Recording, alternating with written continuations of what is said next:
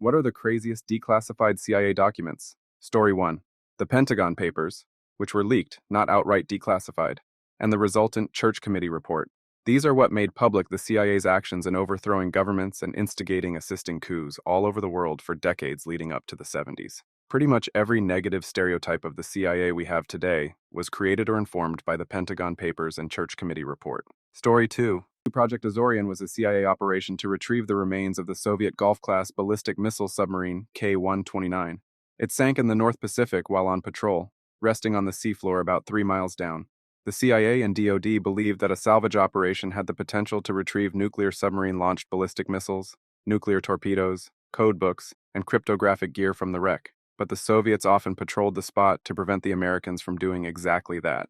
The CIA was ordered by Henry Kissinger to collaborate with Howard Hughes to set up a false flag, deep-sea mining concern, which involved the construction of a huge purpose-built ship called the USNS Hughes Glomar Explorer. It had the outward appearance of a deep-sea mining vessel, but concealed inside was an enormous moon pool with a giant claw that would be lowered down to grab the wreck and pull it up to the surface. Allegedly, they did snag the wreck, but the claw suffered a malfunction halfway up, causing a portion of the hull to fall back down to the seafloor.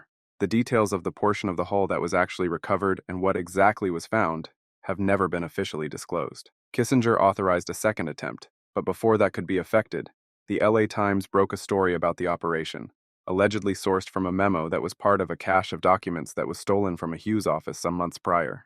The operation now being fully blown, the Soviet Navy stationed destroyers at the spot to prevent the Americans from trying again, and Kissinger finally nixed any plans for further attempts. The Wikipedia article on this operation hints that allegedly the front part of the hull was recovered, including 2 intact nuclear torpedoes and the sonar dome, and that the part of the hull containing the nuclear-tipped missiles, code books, and cryptographic gear was lost due to the claw malfunction.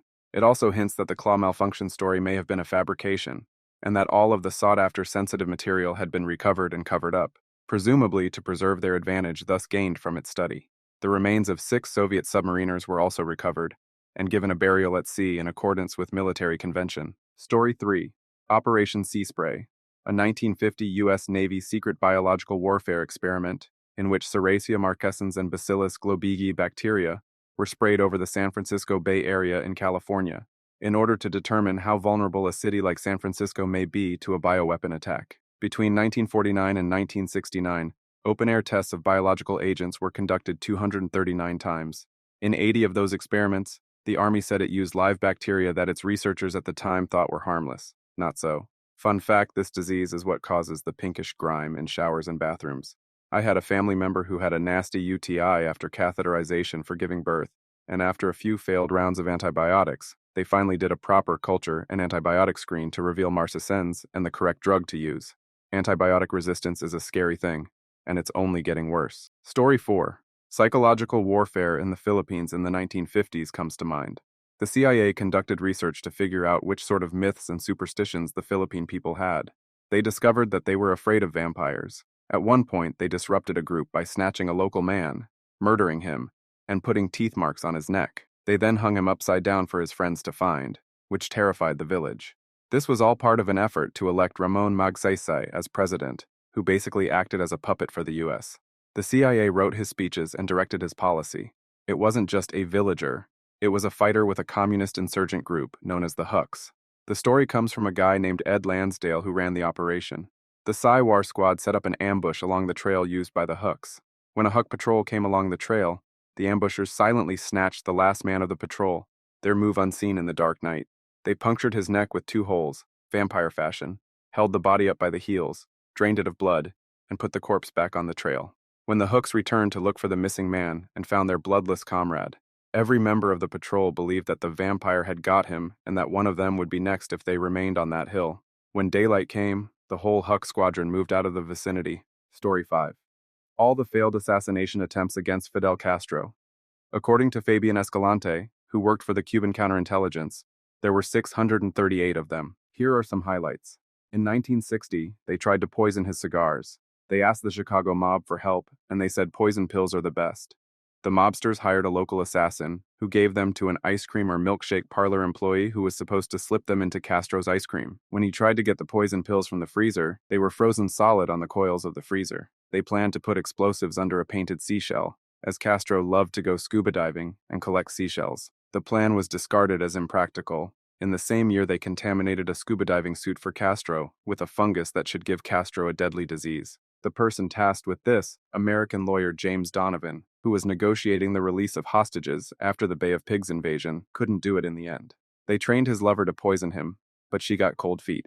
They had a James Bond-like idea of poisoning him with a tiny needle attached to a ballpoint pen. The government official who was supposed to stab him with that needle threw the pen away, as he was too afraid that the needle might accidentally poison him instead. Last but not least, they had the idea to assassinate his character by spraying a LSD-like chemical into the broadcasting studio where he held his speeches. The idea was to make him look confused and unfit to rule. The plan was abandoned as the chemical was unreliable. Story 6. The simple sabotage field menu was made by the Office of Strategic Services, which was the CIA before they were given the name.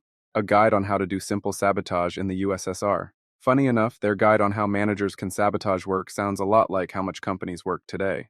1. Demand written orders. 2. Misunderstand orders. Ask endless questions or engage in long correspondence about such orders. Quibble over them when you can. 3. Do everything possible to delay the delivery of orders. Even though parts of an order may be ready beforehand, don't deliver it until it is completely ready. 4. Don't order new working materials until your current stocks have been virtually exhausted, so that the slightest delay in filling your order will mean a shutdown.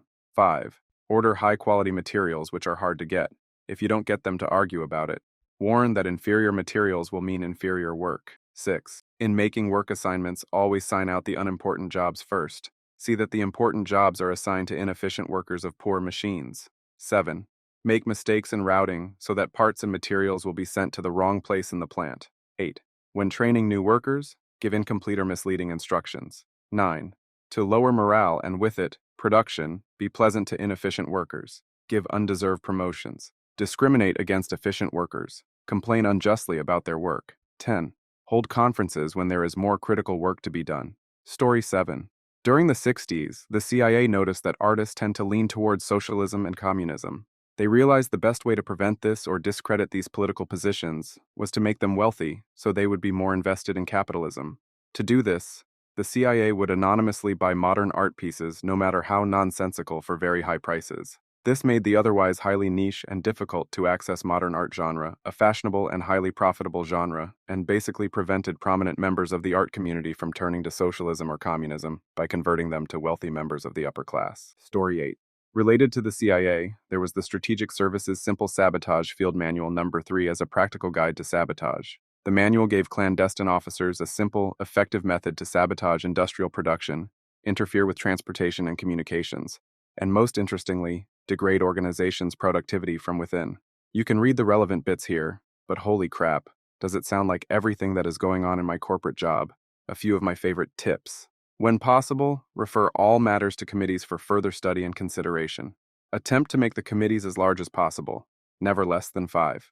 Refer back to matters decided upon at the last meeting and attempt to reopen the question of the advisability of that decision. Haggle over precise wordings of communications, minutes, resolutions. Story 9. May not be the craziest, but they spent a lot of time and money using animals as weapons and spies, as quoted by Birds Aren't Real People.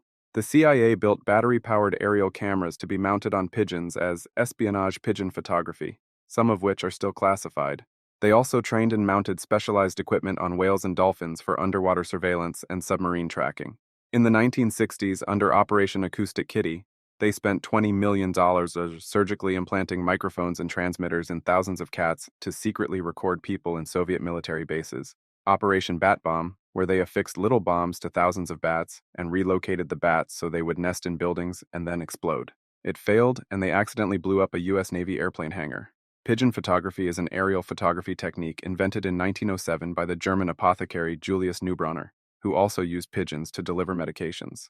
A homing pigeon was fitted with an aluminum breast harness to which a lightweight time-delayed miniature camera could be attached. Neubronner's German patent application was initially rejected, but was granted in December 1908 after he produced authenticated photographs taken by his pigeons.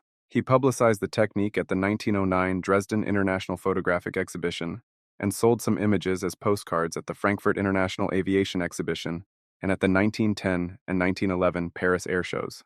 Acoustic Kitty was a CIA project launched by the Central Intelligence Agency Directorate of Science and Technology which in the 1960s intended to use cats to spy on the Kremlin and Soviet embassies. In an hour-long procedure, a veterinary surgeon implanted a microphone in the cat's ear canal, a small radio transmitter at the base of its skull, and a thin wire into its fur. This would allow the cat to innocuously record and transmit sound from its surroundings. Due to problems with distraction, the cat's sense of hunger had to be addressed in another operation. Bat bombs were an experimental World War II weapon developed by the United States. The bomb consisted of a bomb-shaped casing with over 1,000 compartments, each containing a hibernating Mexican free-tailed bat with a small, timed incendiary bomb attached. Dropped from a bomber at dawn, the casings would deploy a parachute in mid-flight and open to release the bats, which would then disperse and roost in eaves and attics in a 20-40-mile radius, 3264 kilometers. The incendiaries, which were set on timers, would then ignite and start fires in inaccessible places in the largely wood and paper constructions of the Japanese cities that were the weapon's intended target. Story 10. This was the FBI, not the CIA within the US, COINTELPRO. Imagine being taught history through the government's lens. There were groups struggling for rights, justice, and fairness, and in the end the message you get is that the government is the will of the population. There were hiccups, but they are the good guys that are somewhat protecting you today. Then you read the Black Rights Movement involving Martin Luther King was far more stacked against their favor, with the CIA outright sabotaging any attempts at equality, only allowing planned peace protests on issues the government was not going to actually solve. The Black Panthers arming movement, the votes or guns speech that addresses their context, makes them a lot braver and noble than history makes them out to be. Then you got all the socialist and anti-war activists like Abby Hoffman, who thought he was going crazy, when the entire media, fellow activists included, seemed to shun him for some rumors against his identity. Turns out the CIA utilized the media to slander him in a way it feels just real enough. So now you don't know what's right, or if they will do that to current activists. Think about that. The whole US creates a truth about you, and you are expected to choose between activism without any social support, or give up and live a quiet life with the new truth. All because you brought up something revolutionary that goes against the current capitalist overlord's comfort. Story 11. The files from Project Blue Book are the most compelling to me, particularly those instances labeled as unknowns. For context, the US military launched a campaign to solve UFO cases, and they were able to find solutions, or at least dismiss most of the instances. However, they couldn't dismiss all of them, and though I personally don't believe in aliens, the fact that some of the instances can't be solved is so fascinating.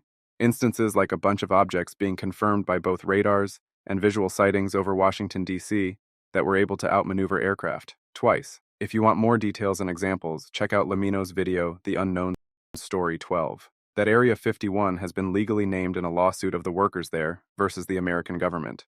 The government was forced to legally acknowledge that they exposed workers to chemicals that cause cancerous lesions to blister on the chest and skin, and these chemicals being AT Area 51, nobody told them what was in them.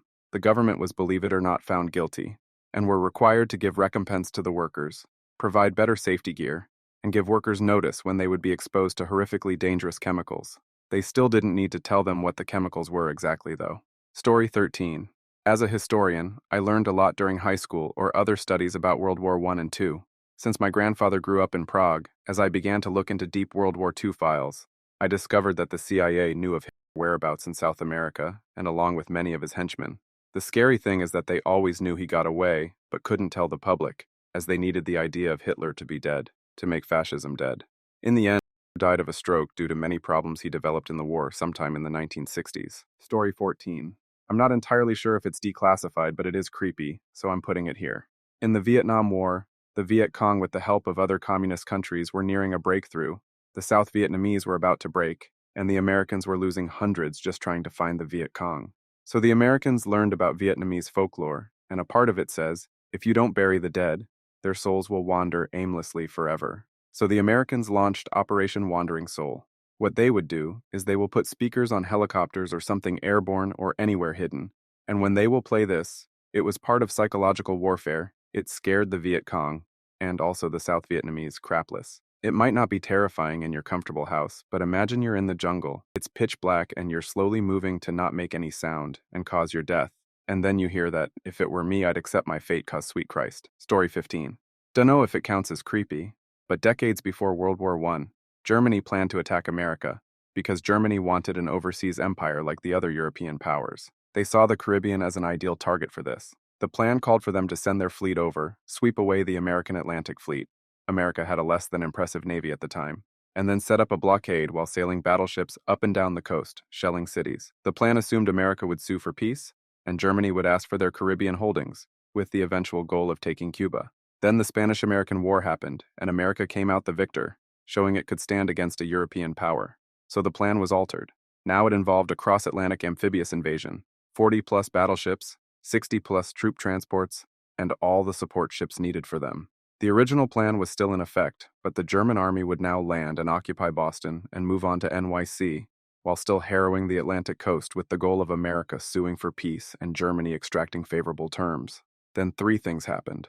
America grew a competent, modern blue water navy, Britain launched Dreadnought and started its 2-1 battleship program, and France signed an alliance with Russia.